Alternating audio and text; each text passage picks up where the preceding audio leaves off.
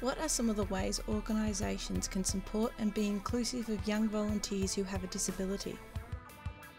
We have training workshops for people to make sure that they're skilled up before they actually get thrown into volunteer work. We have one thing we're doing at the moment, we've got two kind of community television programs going at the moment. One of them's specifically there to be a training show, and the other one's for the people who have a little bit more experience and know what they're doing.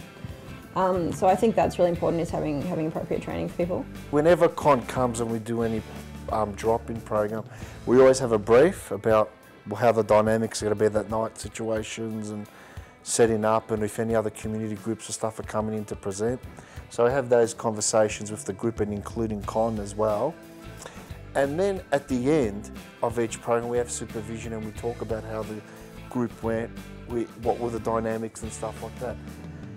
And Con gets involved in those conversations and he asks me questions and he'll let me know if something's happening during the program where I might be in another section of the room, and he'll come up and tell me. And as I said, he's like my eyes, James Bond, and helps out and stuff.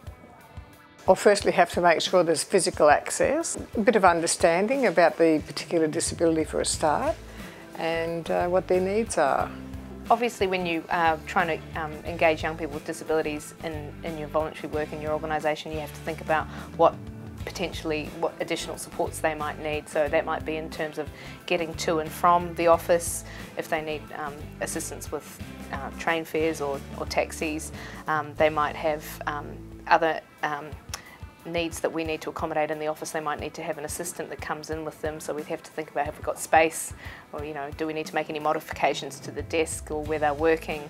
We've done things like bought some equipment so that somebody can have a screen reader or those sorts of things, headphones if they need that sort of stuff or whatever.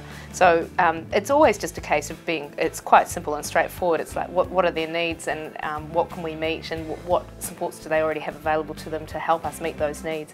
And it's just usually a bit of a negotiation and discussion, and always works out really well and pretty simple.